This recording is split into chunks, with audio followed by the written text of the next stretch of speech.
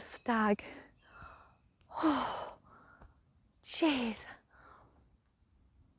Oh my goodness, that took my breath away. A stag just leapt out, literally like, I don't know, meters or feet, I can't think, but not far away from me at all. A stag just leapt out and across and like ran down there. Oh, okay. Anyway.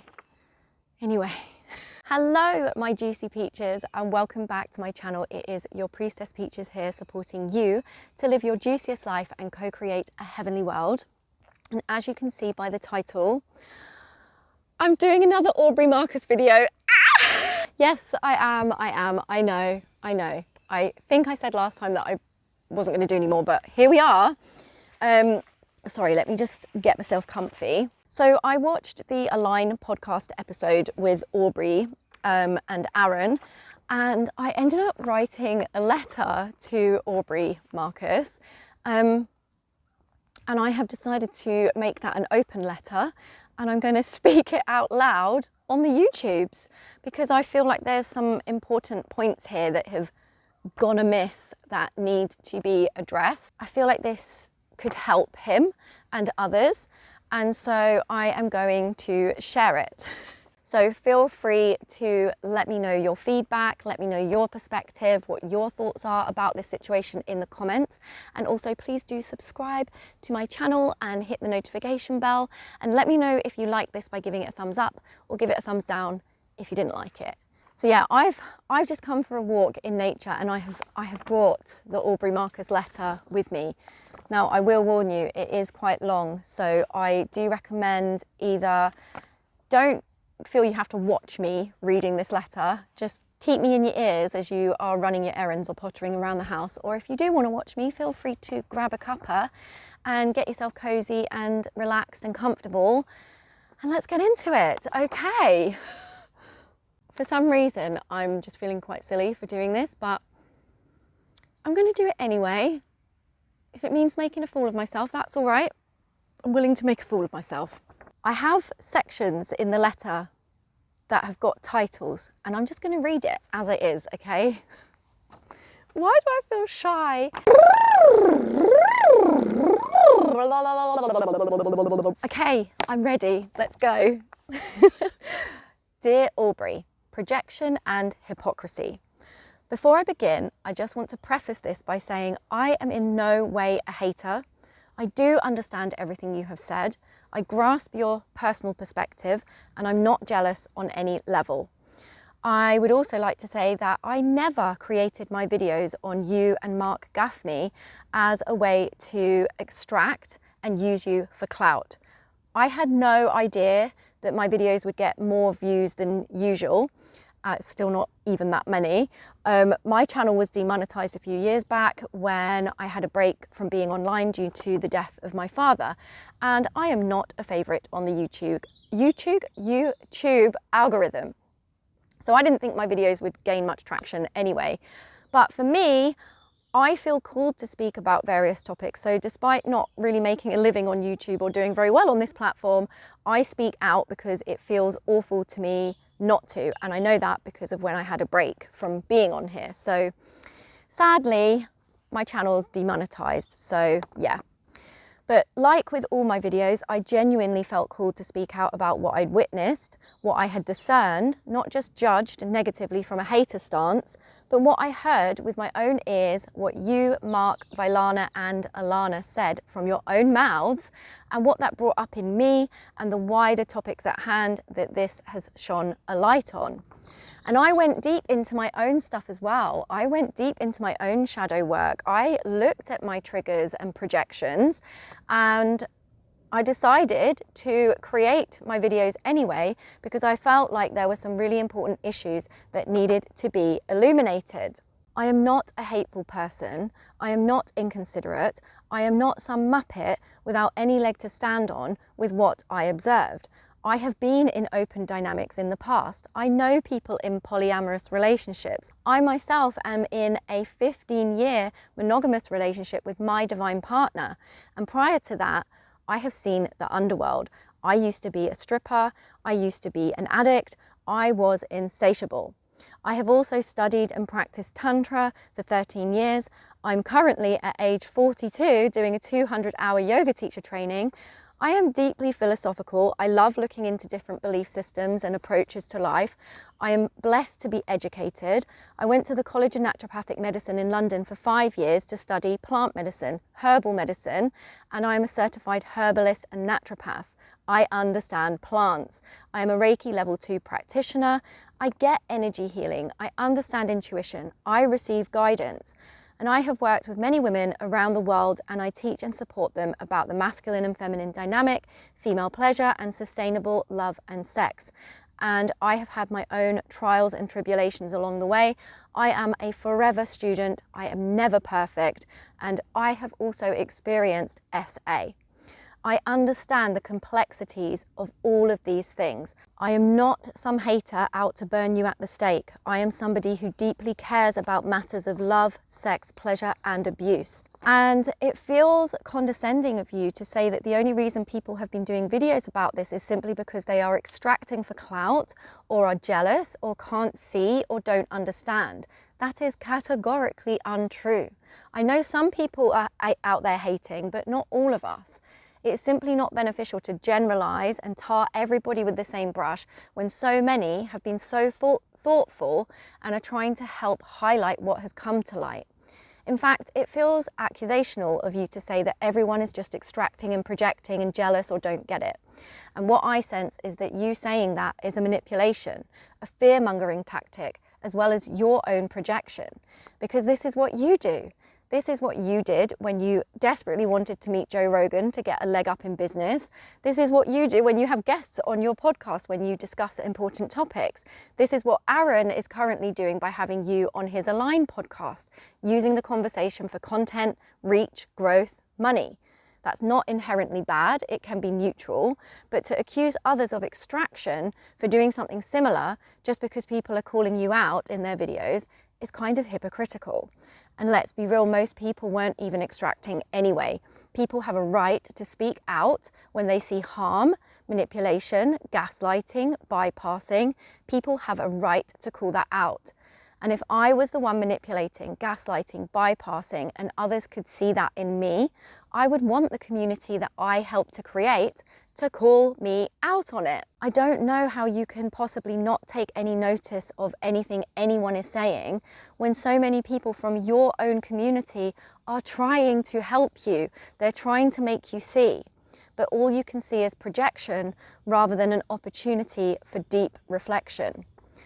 I did not create and upload my videos to extract from you, but my goodness, I am so pleased that more people than usual have seen those videos because the topics are of value. And it's helped my channel gain a bit of momentum, which is amazing because I do feel I am worthy of being monetized and I have important and helpful information and perspectives to share. So I am grateful on multiple levels that those videos did better than my other ones. And I really did question myself before creating them. I didn't want to just jump on drama. I didn't want to cause more harm or make things worse. But every part of my being felt deeply called to upload them. So I did. And I am so glad that especially my Marc Gafni videos have had some views because that man is dark, Aubrey. You have been sucked into something very dangerous and it is clearly warping your mind. I can hear Marc within your words. They are his words. He has crawled under your skin and into your veins and he is eating you from the inside out, and maybe you can't see it, but please watch my videos about Marc Gafni. And you will understand the truth of the matter. And also, I want to put a shout out to the Awakening Conversations podcast videos as well about Marc Gafni, because they are absolutely amazing and I really highly recommend that you watch those too. Aubrey, you are either blinded by Marc or you are very naive, or you know exactly what's what and you are choosing to participate fully aware and benefiting. And I really do wonder which one it is. Is Vailana aware? Dear, precious, beautiful, powerful Vailana, please watch my videos about Marc. Please educate yourself and know who it is you have been allowing into your relationship, into your heart, your mind, your yoni, your sexuality, and what this person truly stands for. This is no relationship counsel, guru, mentor, or love doctor that I would want for any of my friends.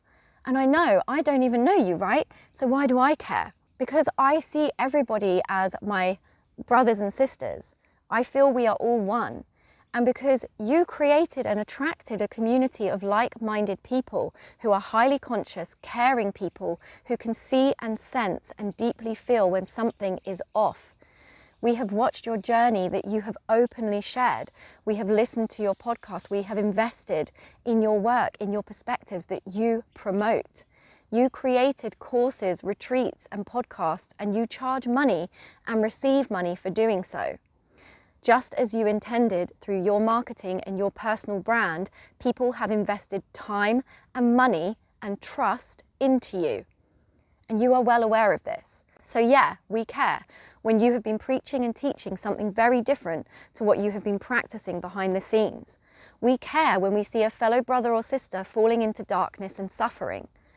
Don't expect us not to care, Aubrey. You set out for us to care. You made sure we care about you and Vailana. We are all one. Your pain, her pain, is our pain. It is the collective pain. Not that I've been a huge part of your community in particular, but I am part of the wider spiritual community, Tantra community, sacred sexuality community. But even others not into all that have felt so strongly to speak out as well. Does that not tell you anything other than all of us don't get it and are projecting and jealous? Please don't expect us to turn a blind eye. Our eyes are wide open, but it seems like you have your eyes wide shut. But the veil is lifting and we can see through it. Aubrey, you cannot silence people by saying, if you extract from me, it will happen to you. I find it hard to believe you care about us that much to warn us not to extract. That felt very much like fear-mongering and shaming the community into not speaking up. I don't believe you are genuinely concerned for us. I believe you are saying that to try to silence us. But it's not going to work because we have a right to be a voice and to help shed a light on the toxicity oozing from this situation. We have a right to talk about the topics at hand, and yes, you are the example right now, but not in the way you think and not for the reasons you think. And yes, everyone has their shadows, everyone projects, everyone is a mirror, everyone is trying their damn best, but that doesn't change what this has unearthed and the fundamental issues at hand. Biased echo chamber. All the people you are talking to are your friends or people you have helped out or been generous to or have collaborated with. They are all privileged from the same mindset, the same circle. Of course, they're going to stick up for you. They're in it with you. They may not see, or they may just be compliant for the benefits of knowing you. That is not objective counsel. That's a biased echo chamber of yes people. If we're being honest, exploring these kinds of relationship models is a luxury that most common folk don't have. When you're wealthy and have freedom of choice and time, it's easy to frame this as expansion and growth. But when you're not, when you're living in the reality of paycheck to paycheck, raising kids, working full time, dealing with everyday struggles, it looks very different for people. And I know you are saying you made bad financial choices and are not as well off as before, but Aubrey, you are in a different league when it comes to money and privilege. But I just don't think you can see it. Spiritual language and manipulation. I want to break something down. When Aaron asked you about spiritual language, he totally missed the point. It's not just that you use spiritual words, lots of people do, I do. It's how you and Marc used them and abused them to deceive, distort, coerce, invert, to confuse, and now to backtrack. You may not see that you did this, and you may say, can't we just grasp the sentiment of what you were trying to say instead of nitpicking? But you cannot sit there and categorically say that this is not polyamory and this is a form of monogamy when it is categorically polyamory and not monogamy. That is nuts. That was just the most blatant example, but the whole episode was laced in distortion. It's not about using spiritual language in and of itself. The problem is with spiritual word salad, talking in circles, riddles, half-truths, cherry-picking statistics and information, using debunked stats and misinformation, using spiritual and religious teachings out of context and reinterpreting them and misrepresenting them to suit your desires, agenda and narrative. It's actually laughable at this point. But it's also quite sickening. Everything gets tarted up to sound mystical and magical, but it's not the plain truth. Just speak straight, say it as it is. I personally prefer a straight talker. The word salad has got to an all-time high, and I have no doubt that this is Marc Gafni's influence, because he has sold you his snake oil and you have drunk his Kool-Aid. You have lapped it all up because it tastes so damn good to your ego and your wounds, and they can't get enough of it. Marc's manipulation is insidious, and he really has got you where he wants you right now. You keep referring to Rebbe Gafni, but Rebbe Gafni is not safe, Aubrey. You are in harm's way. I just want to say, I too believe that sex is sacred and that it can be a portal to the divine and deeply expansive. And it's amazing. I've had my own experiences of this, but only when done truly consciously, with heart, with respect, reverence, and with containment. Containment is part of the empowered masculine that I don't think you've mastered yet. Yes, the masculine is forward moving, as you put it, penetrating. Yes, it is supportive, but it's also containing, containment. And I think your views on the masculine and feminine are kind of off, Aubrey, but I'll go into that in a moment. I also personally don't see jealousy the same way as you. I see jealousy as not just an unnecessary lower emotion of no value. I see it as a guidance system. I think all lower emotions have value. They have evolutionary and relational purpose. That's why we have them. They can be worked with consciously without needing to put your partner through situations that traumatize them and break them. You do not have to break to find your truth and expand. That is a lie that you have been told and you are buying into, or that you are telling so that you can do things your way. Relationship dynamics. How are you breaking, Aubrey? How are you sacrificing equally? How are you growing through this cycle repeated pattern of yours? Because from outside, it seems more like you just care less about Vailana than before. And so her being with other men isn't that hard for you, because it means you can be with Alana. It seems some part of you enjoys it. I'm not about to kink shame that here, but let's look at this truly fairly and objectively. The reason it's harder for Vailana is because firstly, she's not that way inclined. Secondly, it's because this isn't a fair or equal exchange. Do you truly believe that what you allow Vailana and Alana to do is the same as what you're doing with them? In no world is this truly equal. You get a wife and a girlfriend whom you impregnate, and they get lovers, not boyfriends, not fathers to their children, not true partners, lovers. That is not the same. That is not balance. This is all centered around you and your eros and your desires. And you say you are contained with just Vi and Alana, but then in the same breath you admit that you chop and change, and that's just being human, that's just life, baby. But no, that's not how it has to be. That is pure flakiness, which is the wounded feminine. It's not committing, not devoting, being wishy-washy. It's empty promises, being flaky. Whatever happened to honoring and being true to your word? And if you can understand containment with two women, with just two women, why are you so anti one woman? Why can't you understand that some people want just one other love and feel satisfied, and they don't feel like they're missing out or limiting themselves? In fact, quite the opposite. They feel that they get a depth of love and intimacy with one person that could never be the same if they had more than one. It's just different. And yeah, that doesn't mean there won't ever be times of eros arising or attraction or desire arising, but having mastery over that and choosing your beloved time and time again is something that bonds you deeper than before. And you are still going to experience that with Alana and Vailana anyway. Do you honestly think that people don't deceive, cross boundaries, or experience infidelity just because they have a polydynamic or a throuple? In fact, many times opening those doors blurs lines unless, like you say, you have radical honesty and really good communication. But you've said it yourself, this is it for now. You are prone to chop and change. You are not a man of your word. You do not keep your promises. So do you even trust yourself here? Vailana, Alana, my lovelies, are you sure you want this flaky man to be the father of your children when he cannot even contain himself or devote to you or keep his word? Aubrey, you are not a man of your word, and there's ways you can heal that if you want to. And it doesn't have to look like missing out or the old ball and chain or suppressing your stallion eros. Aubrey, what has warped your mind about this? Why are you only seeing this one way?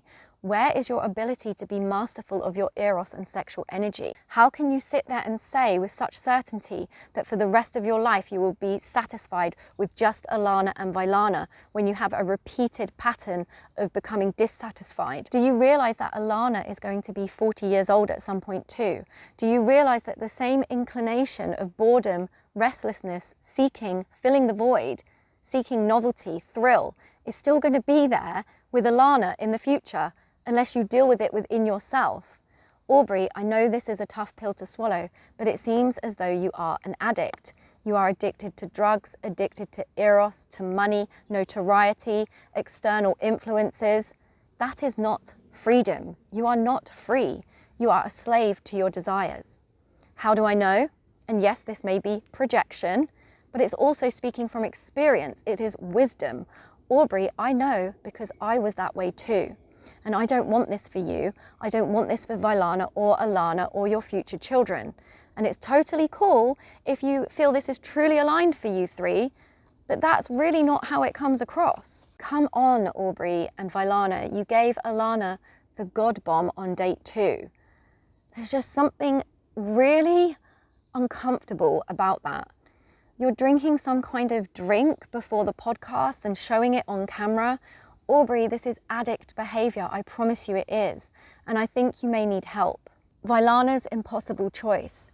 You said if Vailana is bypassing herself, she has to leave you because you don't want her to do that for you, which is great, but can't you understand the position you've put Vailana in? How can she leave the man she has fallen deeply in love with when he sold her a false promise? It seems like you care more about Alana than Vailana because you are saying to Vailana, it's either accept this with Alana or leave. And it seems like you love bombed her in the beginning with marriage and monogamy and commitment. And now it's either this lifestyle with Alana or leave me. That is an almost impossible choice for Vailana. And it puts Alana ahead of her because you are saying you either stay with me and allow me to be with Alana or leave me. Meaning you're willing to give up Vailana to keep Alana, but you're not willing to give up Alana to stay with Vailana. And yes, of course, Vailana can see the positives and hold on to those, like healing jealousy, healing her sister wounds. But can we not see how unfair this is? You betrayed what you promised her. This is a deep betrayal. And of course, she's going to try to convince herself that this is good for her because what other real option does she have? Because if she chooses herself, she loses everything she's built with you and you, the man she has fallen deeply in love with. How can either of these women trust you to be there, to be a steady, reliable, fully present man in their lives, not flaking out and turning to the next thing? Like I said, you dismissed it with, I'm just human, people chop and change, that's life. But no, most people don't just give their primal urges free rein and sabotage and disrespect their love. And you criticize monogamy, and you have used outdated and cherry-picked statistics and situations to prove your point about monogamy. But have you seen the statistics on what you're doing? Have you seen how damaging it can be for people and for children? That's not me saying that I think polyamory is bad and that monogamy is right, but it's me highlighting that you're shitting on monogamy without an accurate portrayal of what you are choosing. And that, again, is manipulative. You do not understand that poly relationships are just as susceptible, if not more, to deceit because they open a door and it's very easy to cross boundaries if communication is not really, really good. People get hurt no matter what dynamic they are in, Aubrey. And I am not anti-poly. I truly do get it, but not when it's like this. There is a good reason people feel off about this. And I truly believe Marc Gafni planted this inside of you, these warped, wounded perspectives. And you have been so conditioned into his worldview that you can't see the woods through the trees. Creepy interview moment. I have to mention this. When you, Aubrey, spoke about Vailana and Alana having sex with other men, Aaron's face, I couldn't work out if he was just really uncomfortable or being a bit creepy because he was kind of smirking, moving his tongue, laughing. Was it nervous laughter or was he getting off on the idea? Or is there some kind of secret bro code going on? Because something about that gave me the shudders. Trauma and consent wounds. And here's the thing, For survivors of SA and coercion, hearing you and Marc frame discomfort or betrayal as growth and evolution is really upsetting. And it is so transparent and clear as day that you and Marc have duped Vailana. It echoes coercive logic and grooming tactics. Your pain is just part of your evolution. If your body responds with arousal and eros, it means it's right for you and beneficial for you. But that is not always the case. That is deeply dangerous. It taps into wider cultural wounds and around consent, coercion, and arousal discordance. And that's why people are so triggered by these conversations. It's not just about you. It's about the way this language reopens old wounds for thousands of people who have lived through manipulation and abuse. And it's about the collective seeing through this veil on a large scale and speaking out and putting an end to this hypersexualized, sexually abusive, narcissistic bullshit that is running the world. And this is not to shame eros. This is not to shame sexuality, sex, pleasure. Far, far from it. It's so that these things can come into their highest expression. You do not have to constantly cross people's sexual boundaries in order to grow, in order to expand, in order to become enlightened. It is a lie. The collective feminine pain. And honestly, this is why there's been such a collective feminine outcry, because women watching this see themselves in Vailana. They see the gaslighting, the over-sacrificing, the betrayal, the convincing, the distortion, the bypassing, the manipulation, and it reactivates that within themselves, their old wounds. It's not just about Vailana, it's about every woman who has ever molded herself to fit a man's desires because she has been sold a half-truth or a lie. It's about every woman who's been told her pain is growth, every woman who has been betrayed and asked to call it love. That's why people care. That's why this hurts. This isn't just personal, it's collective. And back to the misunderstandings around the masculine and feminine. Something I've noticed is that you keep warping masculine and feminine language. This happens all the time. I don't think people, hold on, let me just move this. This happens all the time. I don't think people understand that there are such things as feminine and masculine traits, and then feminine and masculine energy or left or right brain that's required for the traits. All traits have feminine and masculine in. For example, you said nurturing is just feminine. Yes, it's considered a feminine trait, but it requires a lot of doing energy, activity, and that's why mothers burn out, because mothers are nurturing and they often burn out because it's a lot of doing energy, forward-moving energy. And yes, it has the responsiveness as well. It has the feminine in there, but it is a lot of masculine energy to be nurturing. And I need to tell you, Aubrey, that women shift throughout their life, throughout the ages of and eras of their own life. If you stayed with one woman, you would witness her embody both of the polarities over time. And calling Queen Elizabeth the greatest king.